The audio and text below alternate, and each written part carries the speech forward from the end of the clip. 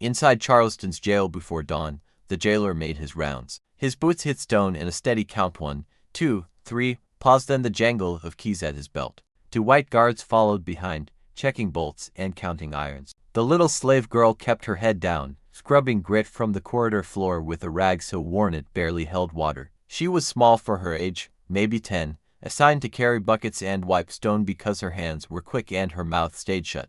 The jailer liked quiet. He muttered as he walked, counting under his breath, making sure nothing in his ledger went missing. Every lock got checked, every shackle got tugged. When he reached the last gate, he paused, always the same pause, then turned the key with a click that echoed down the hall. The girl listened. She didn't lift her eyes, but she heard the rhythm. 3 steps, pause, key turn, 2 steps back. The same every night. Patterns could be learned. The corridor smelled like damp stone and old sweat. Lamplight from the guard station threw long shadows across the floor, and somewhere deeper in the building a man coughed wet, rattling, the kind that wouldn't stop. The girl's knees ached from kneeling on cold stone, but she kept scrubbing, kept her breathing steady, kept her face empty of thought.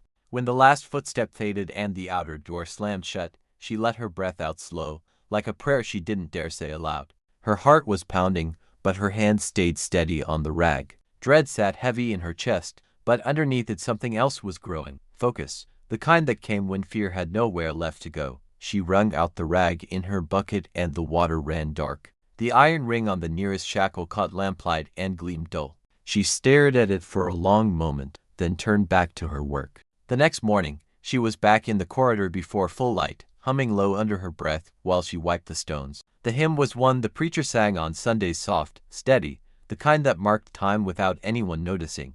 Her voice was barely there, just a hum like air moving through cracks in the wall. In the cell nearest her, an old stable hand pressed his face to the bars. His eyes were tired, lines carved deep around his mouth, but his gaze was sharp. He'd worked with horses for 40 years, knew how to read movement and breathing, knew when an animal was about to bolt or settle. He watched the girl now the way he'd watch a skittish. Chains don't open themselves, child, he whispered. She didn't answer, just kept humming, kept moving the rag in slow circles. Her hands moved in rhythm with the hymn, and the sound filled the corridor like water finding its level. Down the row, another prisoner shifted on his straw pallet, then another. Their breathing began to match her tempo, slow, steady, like they were all holding the same thought. Even the dogs in the yard outside settled, their huffing evening out into something like peace. The stable hand watched her a moment longer, then closed his eyes and let his breath fall in time with the hymn. His shoulders dropped, his jaw unclenched. A distant dog barked once sharp, warning, then went quiet as her hum steadied. The girl finished the section of floor she'd been working and moved to the next, bucket sloshing gently. Dawnlight crept through the high window, pale and cold, turning the iron bars silver. She kept humming, kept breathing, kept marking time with a song older than the jail itself. At morning muster, the jailer stormed in like thunder. His face was red, his jaw tight, and when he reached the center of the corridor he stopped cold. 3 shackles lay on the floor, their iron mouths open. Not broken, not bent, just open, like someone had said the right word and they'd let go. Ghost. The jailer shouted, loud enough for everyone in the building to hear. Some devil's ghost is in my jail. The guards rushed forward, boots clattering on stone, checking locks, testing bolts. Nothing else was touched. The cell doors were secure, the gate locks held firm. Just the shackles, lying there like they'd been forgiven. One guard knelt and picked up a shackle, turning it over in his hands. The metal was cold, smooth, unmarked, no scratches, no tool marks, no sign of force. How? He muttered. The jailer snatched it from him and held it up to the light, squinting at the mechanism. His hands shook not from age, but from something closer to fear. The girl stood in the corner, rag in hand, eyes down. Her heart hammered so hard she thought everyone could hear it, but her face stayed blank as fresh paper. The prisoners watched in silence. The stable hand's eyes flicked to the girl for just a second, then away. The overseer arrived within the hour, his boots heavy on the stone. He was a lean man with a sharp mouth and sharper eyes, and he carried a leather folder full of receipts and debt notes. He slapped the folder on the jailer's desk hard enough to make the inkwell jump. You're soft, the overseer said. Too many servants wandering free.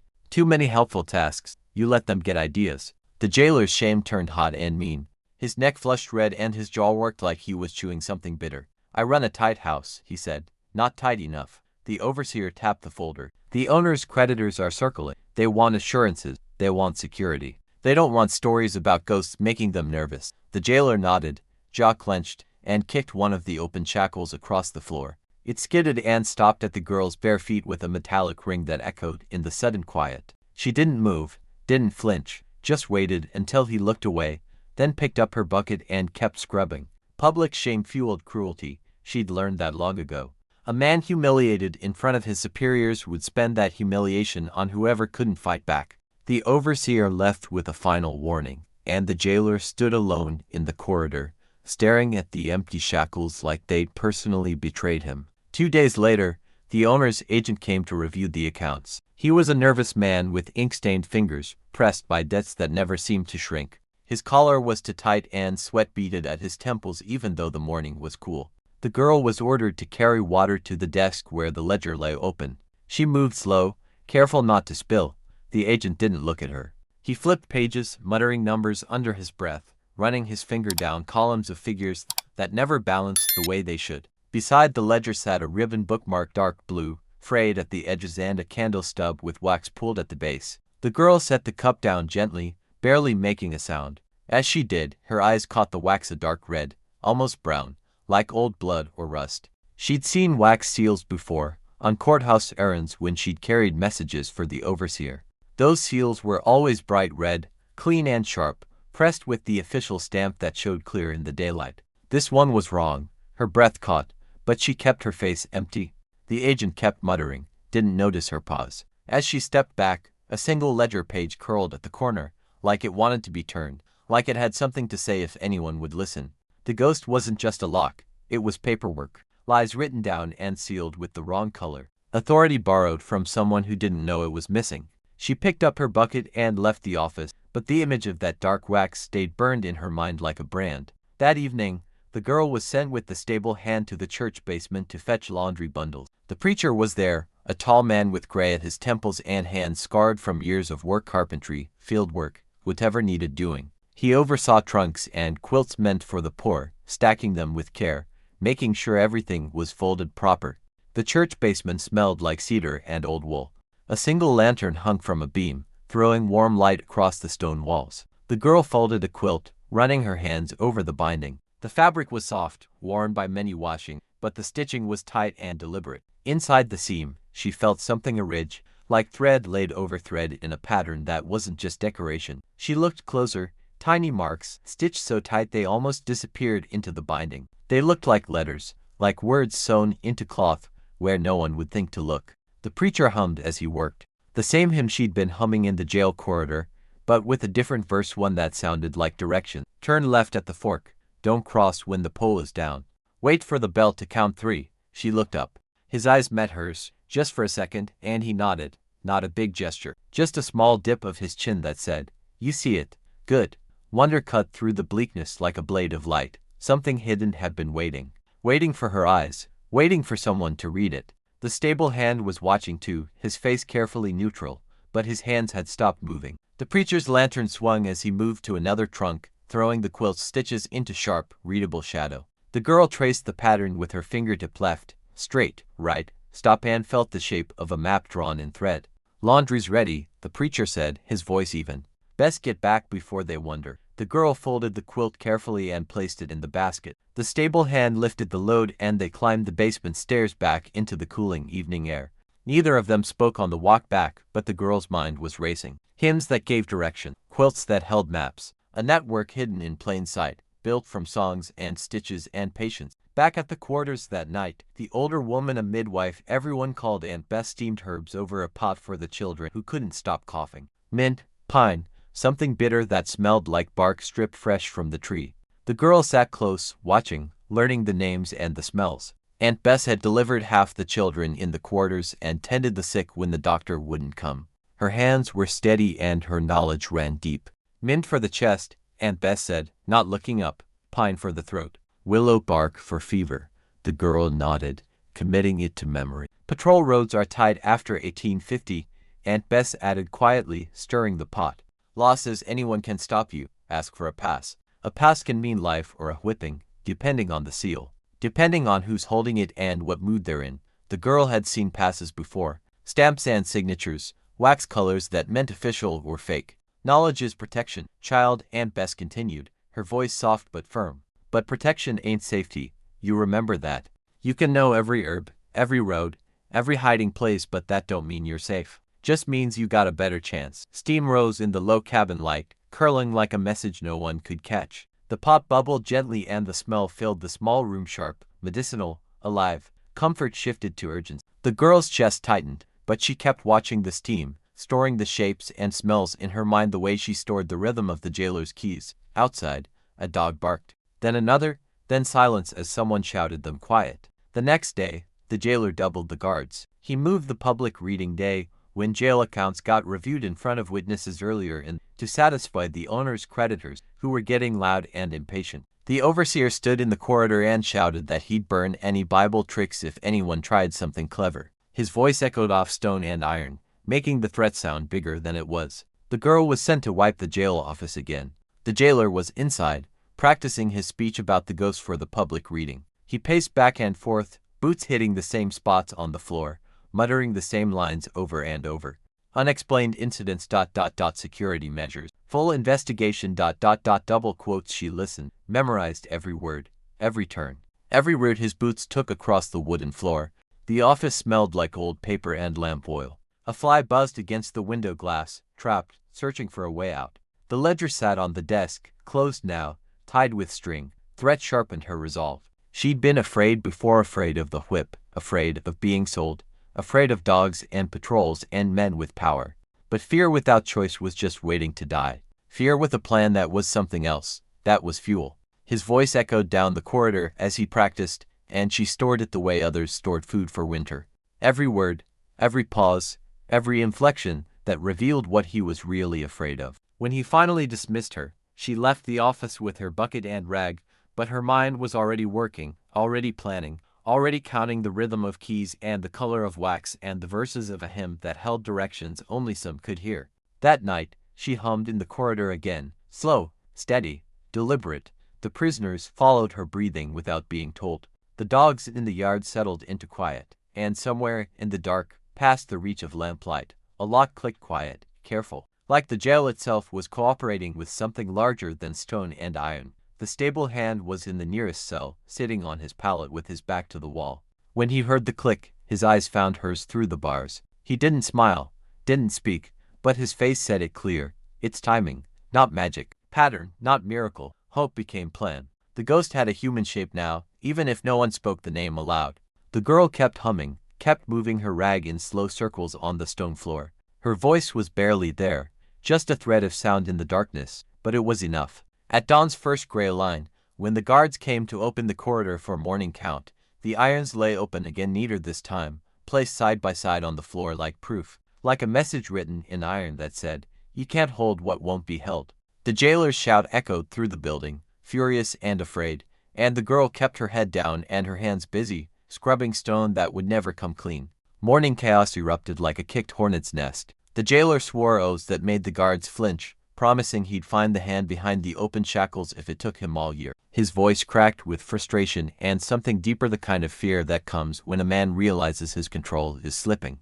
The overseer ordered dogs loosed at night, chains doubled on every prisoner, and every servant in the jail questioned one by one. The girl stood in line with the others, waiting her turn, keeping her face smooth and her answers short. "You see anything strange?" "No, sir." "You hear anything at night?" "Just the dogs, sir." "You been in the corridor after dark, only to scrub, sir?"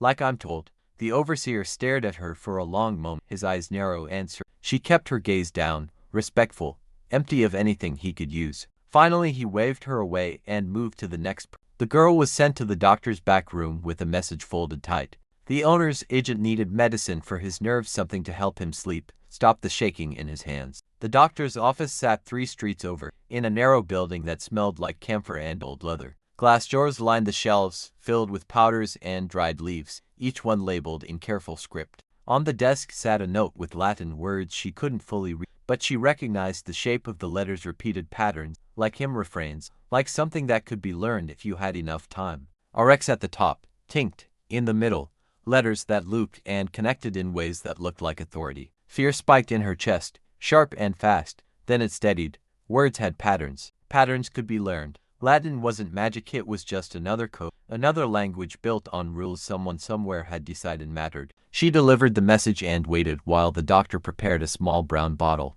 He worked slowly, measuring drops with a glass tube, muttering to himself about dosages and interaction. "Tell him to drops in water before bed," the doctor said, not looking at her. "No more. This stuff'll put him under hard." She nodded and took the bottle, wrapping it carefully in a cloth. As she turned to leave, she noticed a jar on the shelf labeled Digitalis purple flowers dried and pressed. Dangerous in the wrong dose, life-saving in the right one.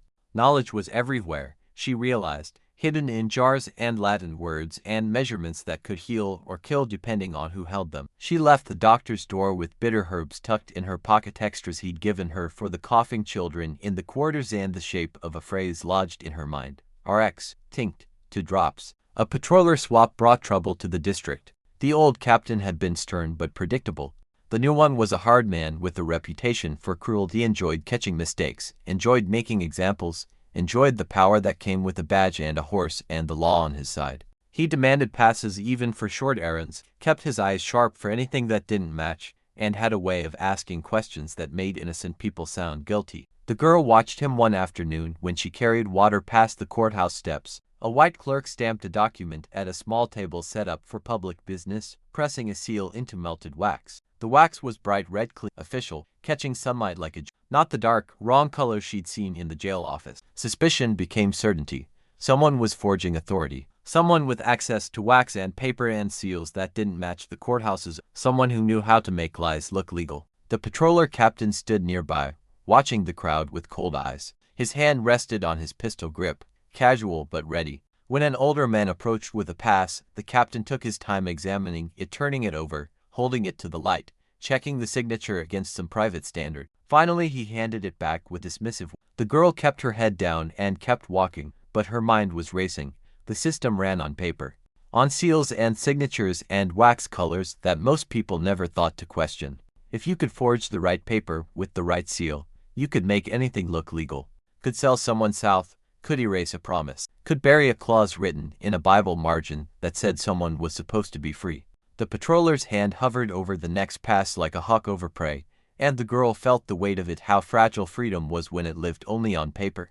That evening, the preacher met the girl and the stable hand behind the church. The sky was dimming to purple, and the air smelled like rain, coming heavy, electric, the kind that promised to. He tested them with him verses, singing soft, waiting to see if they understood. His voice was low and steady, each word deliberate. When the river runs high and the fog rolls in ... double quotes. The girl hummed the next line without thinking, her voice blending with, "Look for the pole that points to safe crossing."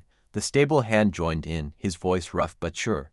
"Don't cross when the pole is down, or the river takes you under." The preacher's face tightened, not with anger, but with something like relief. Like he'd been waiting for someone to hear what he'd been singing all along. "You're hearing it," he said quietly. "The hymn maps safe doors and wrong crossings. One verse warns of a ferry pole only shows when storm fog lifts. You cross without seeing it, the current grabs you and you're gone." Guidance arrived like a hand reaching through dark. The miracle wasn't chance or divine intervention in the way some people preached it. It was coordination. A network built in hymns and stitches and whispers passed from person to person across years of careful work. "Other verses tell you which houses have safe basements," the preacher continued, "which roads have patrols after dark, which bridges have loose boards you can't see until you're already falling." The girl listened, absorbing every word.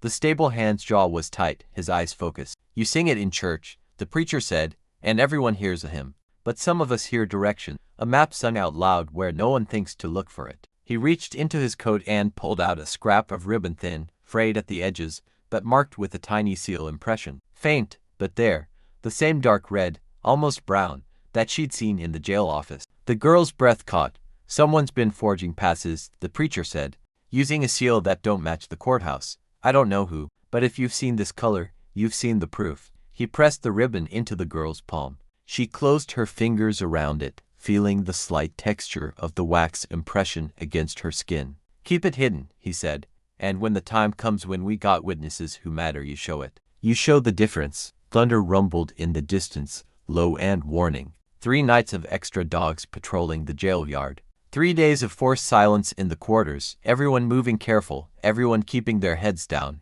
The owner's debts were being called in. Creditors from Charleston and Savannah pushed for quick sales south, where prices were higher and questions were fewer.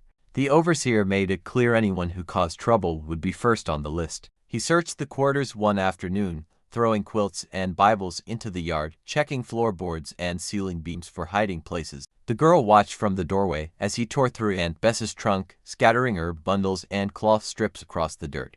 "Any Bible tricks?" he shouted. "Any clever hiding? I'll burn it all." "You hear me?" everyone heard. The children pressed close to their mothers. The older folks kept their faces neutral.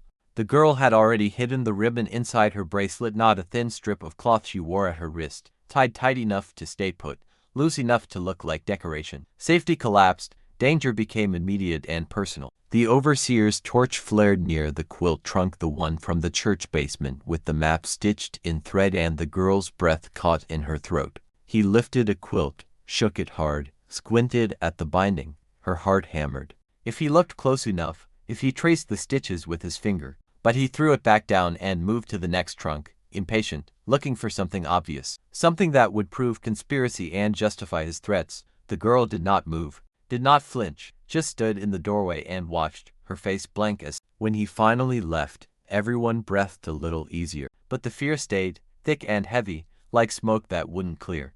Then the owner or his agent, the nervous man with ink-stained fingers, collapsed with fever. It happened at night. One moment he was reviewing papers at his desk, the next he was on the floor, shaking, sweat pouring off him. His eyes rolled back and his breath came in gasps. Panic filled the household. Someone ran for the doctor, but he was out on a call across town and wouldn't be back until morning. Aunt Bess was summoned. She came with her basket of herbs, her face calm but her movements quick. The girl was sent to help to boil water, to hold the lamp steady, to fetch whatever was needed. They set up in the owner's agent's room. The man lay on the bed, shaking so hard the frame creaked. His skin was gray and his lips were turning blue. "Fever and chill both," Aunt Bess muttered. Hearts racing to fast, she worked quickly, steaming herbs over a pot, something to slow the heart, something to open the lungs. The girl held the pot steady while Aunt Bess directed the steam toward the man's face. "Breathe slow," Aunt Bess told him. "In through the nose, out through the mouth. Slow and steady." But the man was too panicked. His breathing was jagged, desperate. The girl started humming the same low lullaby tempo she'd used in the jail corridor. Slow, steady, the rhythm of a heartbeat at rest. The man's eyes found hers. She kept humming, kept the tempo even, and guided his breathing with the sound. In on the hum, out on the pause. His gasping slowed, his shaking eased. Between breaths, he whispered something, his voice barely there. "The Bible ... the margin. Don't let them burn it." The girl's heart stopped, then started again, harder. Aunt Bess glanced at her, one eyebrow raised, but said nothing. The man's breathing evened out. The crisis passed. By the time the first gray light showed through the window, he was sleeping, pale and exhausted, but alive. The child's mercy saved the very person tied to the system that held her. It cracked something in the room, pride, maybe, or the certainty that some people mattered and others didn't. Aunt Bess packed up her basket and touched the girl's shoulder. "You got a gift, child. Use it careful." The girl nodded, but her mind was already elsewhere. The Bible, the margin, don't let them burn it. At dawn, while adults scrambled and argued over what to do next, the girl slipped into the owner's agent's room one more time. He was still sleeping, his breathing soft and even now. On the table beside his bed sat a Bible, worn, leather-bound, pages soft with years of use. She opened it carefully, flipping through until she found cramped writing in the margin of Exodus. Names, dates, a manumission clause written in ink that had faded but not disappeared. Upon repayment of debt in full, or upon the owner's death, the following persons shall be from bondage, provided this clause bears the seal of the circuit clerk and the oath of witness as recorded in the public ledger under seal, color bright red, official stamp, no deviation permitted. She recognized the wax color detail. Dark red, almost brown, the wrong seal, the forged one. The clause was meant to free specific people named she recognized from the quarters and the jail, but someone had used the wrong seal to bury it, to make it look unofficial, to erase the promise before anyone could claim it. Shock turned into purpose. She wasn't just running anymore, she was proving. She had evidence: a ribbon with the wrong seal, a Bible clause that referenced the right one, and her own eyes that had seen both. She closed the Bible carefully, and the page edge bit her fingertip like a warning. A tiny bead of blood welled up. She pressed her thumb to it and left a small mark on the margin, not enough to damage the words, just enough to say, "I was here. I saw this." The clerk who could verify the clause went missing 2 days later. Out of town, people said, family emergency. But letters were slow and the new patroller captain had started blocking night travel without proper passes that required the courthouse seal, the one that was being forged. The preacher came to the quarters after dark, moving quiet through the shadows. He found the girl and the stable hand near the well. The clerk scared. The preacher said, someone threatened him, told him to disappear or face worse. Then how do we prove it? The stable hand asked. The preacher's jaw tightened. We bring the proof to the courthouse steps during the public reading day. The moved up one, the jailer announced. When witnesses have to be present by law, when the ledger gets opened in daylight. The plan shifted from secret rescue to public confrontation, from running in the dark to standing in the light and demanding justice where everyone could see.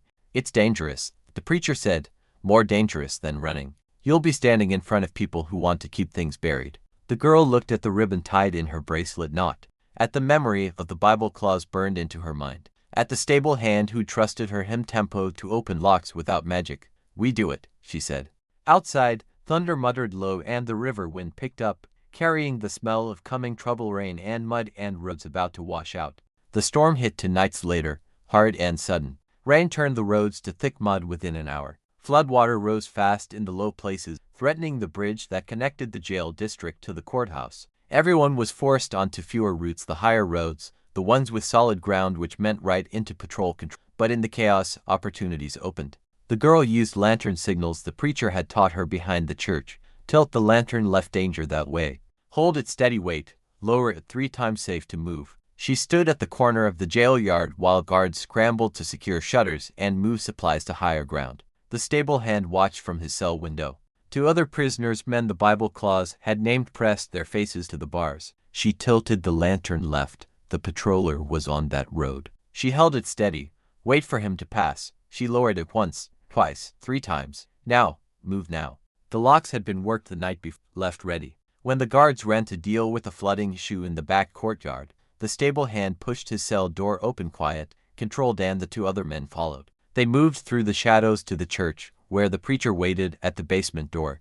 The girl guided them down the stone steps into the hiding place she'd seen weeks before, a crawlspace among trunks and quilts that smelled like cedar and old wool and safety. Terror became teamwork. Providence used weather as cover, and the girl's hand stayed steady on the lantern even as her heart raced loud enough to drown out the thunder. The lantern's light slid across wet stone. She lowered it once, twice, 3 times, and the last man ducked into the crawlspace. The preacher pulled a quilt over the opening and stacked trunks in front. From the outside, it looked like storage, like nothing worth investigating. Stay quiet, he whispered. Stay still. We move when the storm clears and the roads open. The girl climbed back up the stairs, lantern in hand, and slipped through the rain back toward the jail quarters. By the time the guards finished securing the courtyard and returned to their posts, she was in her corner with her rag and bucket, looking like she'd never left. The storm chewed at the bridge supports all night. By morning, the patrol captain had rerouted his men away from the flooding and released dogs along the higher road, the main route between the jail district and the courthouse. The girl watched from the quarters doorway as riders passed, their horses nervous, stepping high through the mud. The captain shouted orders, pointing men toward checkpoints, tightening the net. But he'd forgotten about the ferry landing. The old ferry hadn't run regular service in years. The bridge was faster, easier, but the landing was still there, and when the water was right and the pole showed, a boat could cross. The preacher came at dusk, moving through back lanes and keeping to shadows. He found the girl near the well, carrying water like she had every right to be there. Tonight, he said quietly, the storm's breaking. Water's still high but the current's evening out. We go to the ferry landing after dark. The girl nodded, the stable hand, already at the church with the others. We move together, the patrol, on the high road. They don't think about the ferry, haven't thought about it. The girl's chest tightened. One mistake, one wrong turn, one guard looking the wrong direction, it would all collapse. But staying meant the ledger would stay buried, meant the Bible clause would never see daylight, meant the wrong seal would keep working and people would keep disappearing south before anyone could prove they should be free.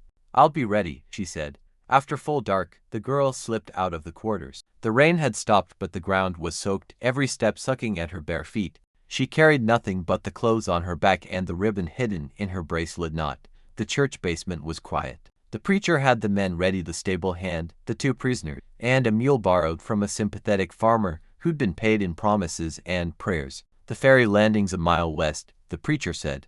"We follow the low road, stay off the main route. The hymn will guide us." He started singing, soft and low. "When the river runs high and the fog rolls in, look for the pole that points to safe crossing." They moved in single file, the mule following the stable hand like it understood the stakes. The girl walked behind the preacher, listening to the hymn, watching for the turns he sang into the verses. "Turn left at the fork where the oak stands, split ... They turned left. Don't cross when the pole is down, or the river takes you under ... Double quotes. They kept moving toward the ferry landing, trusting the song to keep them on solid ground. The fog was thick now, rolling off the river in heavy waves. The girl could barely see 10 feet ahead, but the preacher's voice was steady, and the hymn kept marking the way. At one point, the stable hand started to turn toward a path that looked clear, wider, easier, obvious. The girl caught his arm and shook her head. She hummed the wrong crossing verse, the one that warned about paths that looked safe but led to patrols or bad ground. He hesitated, then nodded and followed her lead. They took the harder path, the one that wound through brush and mud, and 3 minutes later they heard dogs on the road they'd almost taken, heard men's voices calling to each other, heard horses stamping. Near failure flipped into saved motion because she'd corrected the route in time. Lightning cracked the sky, sudden and bright, and for one instant the ferry pole stood visible at the landing, tall, straight, pointing like a finger toward safe passage. "There," the preacher said. "That's the sign. The pole's up. We cross now." At the river landing, a boatman waited in the fog. He was an older man with a weathered face and hands strong from years of working oars. He'd been paid in quiet promises, a share of crops, a favor owed, the kind of faith that didn't ask too many questions because asking meant knowing, and knowing meant risk. He helped them into the boat without a word. The mule balked at the water's edge, nostrils flaring, but the girl laid a hand on its neck and hummed low. The mule's ears flicked forward, listening, and then it stepped carefully into the boat as if trained by heaven itself. The fog thickened as they pushed off, wrapping around them like a blanket. The girl could hear the current moving fast beneath them, could feel the boat rocking, could smell the river mud and fish and something ancient. Then the fog cleared just enough, just a narrow corridor, and the boatman saw the pole on the far bank, saw the landing spot, saw the path for the current that wouldn't flip them. He pulled hard on the oars, angling the boat, fighting the water's pull. The stable hand grabbed a second oar and matched the rhythm. The two prisoners bailed water that sloshed over the sides. The river, once a threat, became a corridor of mercy. The current carried them where they needed to go, and the fog hid them from eyes on either bank. The boat's lantern reflected on black water, trembling like a second moon, and the girl watched it all, the light, the fog, the pole standing firm, and felt something like grace moving under the fear. They reached the far bank and pulled the boat onto mud. The boatman tied it quick and pointed toward a tree line. "Smokehouse half a mile that way," he said. "Preacher knows it. They'll hide you till it's safe to move." The preacher shook his hand. "You're a good man." The boatman shook his head. "I'm a man who remembers what's right." "That's different." Across the river, they couldn't flee far. Charleston patrols worked both sides of the water, and the Fugitive Slave Act's shadow made even free soil uncertain. A man could be grabbed in a northern state and dragged back south with nothing but a magistrate's signature. Freedom wasn't a place. It was a legal status, and without papers to prove it, you were still property in someone's eyes. The preacher led them through the tree line to the smokehouse, a small building set back from a farm road, used for curing meat. The owner was sympathetic but cautious. He let them hide in the loft but made it clear they couldn't stay long. "One day," he said. "Maybe two if the patrols thin out. But I got family to protect." The preacher nodded. "One day's enough. We just need to wait out the search and get to the courthouse district." They climbed into the loft, a cramped space under the rafters, thick with the smell of smoke and pepper and salt-cured pork. The girl sat with her back against the wall, the Bible wrapped in quilt cloth on her lap. Outside, they heard riders pass, heard dogs sniffing at the base of the building, their noses lifting toward the loft, then dropping, confused by the smoke and the peppered rags the preacher had hung from the rafters. One dog whined. Its handler called it back. "Nothing here," the handler said. "Just meat and pepper." "Let's keep moving." The riders moved on. Impatience became endurance. The stable hand wanted to run immediately, to put miles between them and the jail, but the preacher shook his head. "Running gets you caught," he said. "We need witness. We need daylight. We need to prove the clause in front of people who matter." Survival meant stillness, meant waiting when every muscle screamed to move, meant trusting that patience was strategy, not cowardice. The girl closed her eyes and breathed slow, keeping the hymn's rhythm in her mind, marking time until the right moment came. Night returned, the patrols thinned as the search expanded outward. The preacher gave the signal time to move. They left the smokehouse loft as the moon rose, pale and cold. The girl carried the Bible wrapped tight in quilt cloth to keep it dry. The stable hand led the mule. The two prisoners stayed close, their faces set with determination. They moved by foot through back lanes and curfew shadows, avoiding the main roads, keeping to the edges where lamplight didn't reach. The courthouse district sat 2 miles east. They walked in silence, listening for hoofbeats, watching for lanterns swinging in the dark. At a corner near a merchant's shop, a patroller stepped out of the shadows. His hand went to his reins, his eyes sharp and suspicious. "Stop right there." They stopped. "Pass," the patroller said, his voice flat. "Let me see your pass." The preacher reached slowly into his coat, but before he could pull out the paper he'd prepared a forged pass that might not hold up under scrutiny. The girl spoke. Her voice was soft but clear. She named the wax color dark red, almost brown, like rust or old blood. She named the clerk's ribbon mark, the one pressed into the seal that didn't match the courthouse's official stamp. The patroller's face flickered, surprise, then something closer to fear. "How do you know about that?" he asked, his voice lower now. "Because I've seen it," the girl said. "I've seen the ledger with the wrong seal. I've seen the clause that was supposed to set people free. And I'm going to the courthouse to show it." The patroller's fingers loosened on his reins. His horse shifted, sensing his uncertainty. Power wavered when truth was spoken calmly. When a child looked a man in the eye and named his secrets without flinching, the patroller could arrest them, could call for backup, could drag them back to the jail and collect a... But he didn't. "Go," he said finally. "Go before I change my mind." They moved past him, slow and steady, and the mule exhaled white in the cold night air.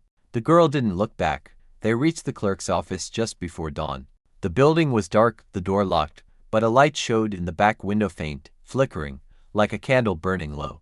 The preacher knocked. Once, twice, no answer. He knocked again, harder, and finally the door opened a crack. The missing clerk stood there pale, unshaven, eyes red from lack of sleep. He looked like a man who'd been running from something and finally run out of places to hide. "What do you want?" he whispered. "We want you to do what's right," the preacher said. The clerk tried to close the door. The stable hand put his foot in the gap. "Please," the girl said. "Just look." Something in her voice made him hesitate. Maybe it was the exhaustion in his own bones, or the weight of secrets that had been crushing him for weeks. Maybe it was just the fact that a child was asking instead of demanding. He opened the door wider and let them in. Inside, the office was a mess, papers scattered, ink spilled, a satchel half-packed like he'd been preparing to flee. The clerk's hand shook as he lit another candle. "They'll kill me," he said. "If I testify, if I show the real seal. They'll kill me. They'll kill us first," the stable hand said, his voice hard. "We're already dead if this stays buried." The girl stepped forward and laid the Bible on the clerk's desk. She opened it to the margin clause, the cramped writing visible in the candlelight. Then she unwrapped the ribbon from her bracelet and placed it beside the Bible. The wax impression on the ribbon was faint but clear. Dark red, almost brown. The clerk stared at it. Then he looked at his own seal set on the desk, the official one, bright red, sharp and clean. "It's not the same," the girl said quietly. "Someone forged your seal. Someone's been using the wrong wax to make documents look legal when they're not." The clerk's face crumbled. He sank into his chair and put his head in his hands. "I know," he whispered. "I know.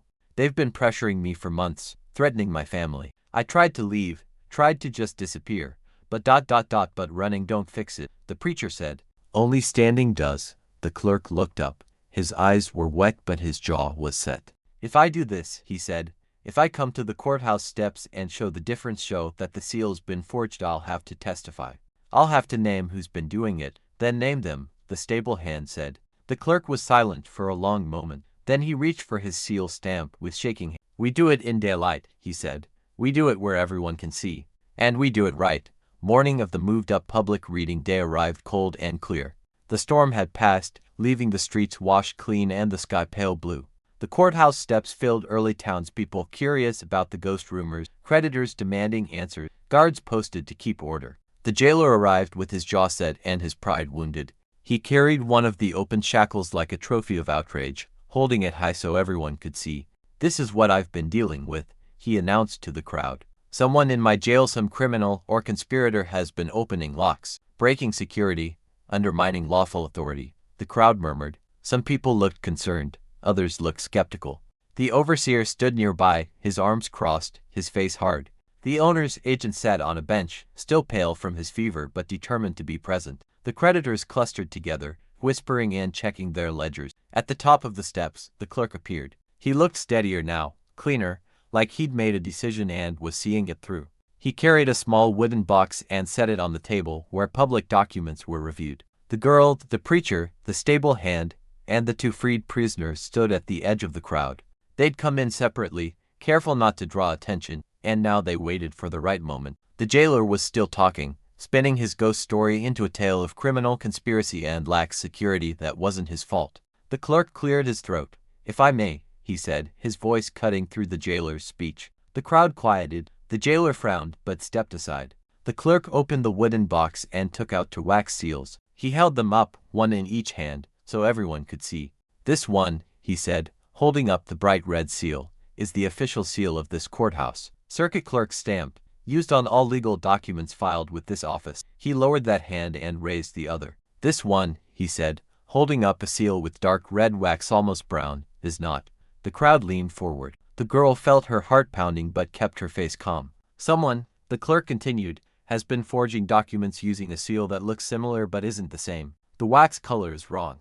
The impression is slightly off. And documents sealed with this forged stamp have been used to conduct illegal business, including the burial of manumission clauses that should have freed people under lawful contract." The overseer's face went dark. "That's a serious accusation. It's a provable fact," the clerk said.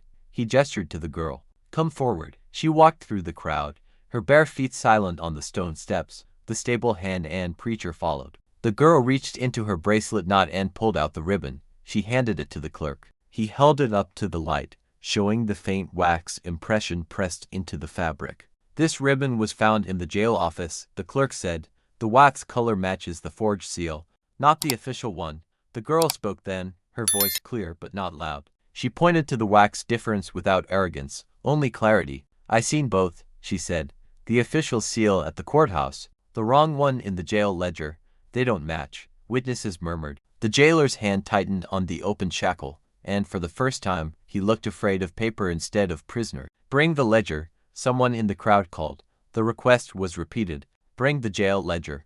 The ledger was brought reluctantly by a deputy, who carried it like it might burn his hands. It was a thick book, leather-bound, pages yellowed with age and use. The clerk opened it in full view on the table where everyone could see. He flipped through pages, his finger tracing entries, and then he stopped. "Here," he said, "double debt sales recorded under seal.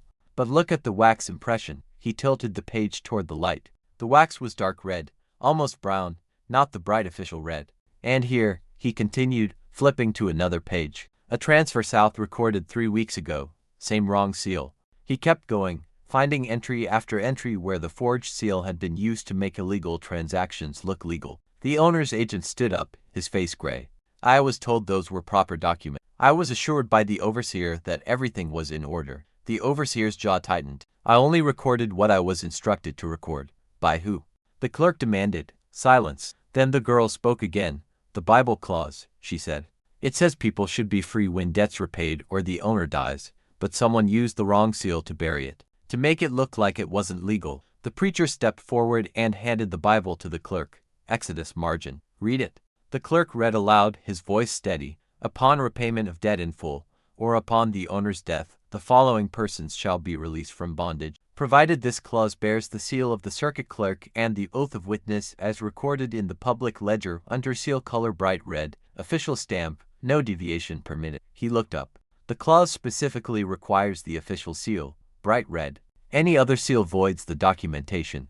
The crowd erupted in whispers. The creditors looked at each other, calculating what this meant for debts and claims. The owner's agent realized the fraud voided his authority to sell anyone south. The debt chain flipped. In a moment that felt like a miracle but read like justice, the clerk pulled out his official seal stamp and a fresh sheet of paper. He wrote quickly a certification that the Bible clause was valid under law, that the persons named within were entitled to freedom upon fulfillment of the stated condition. He pressed the authentic seal into bright red wax. The imprint bloomed like a flower, clean, sharp, undeniable.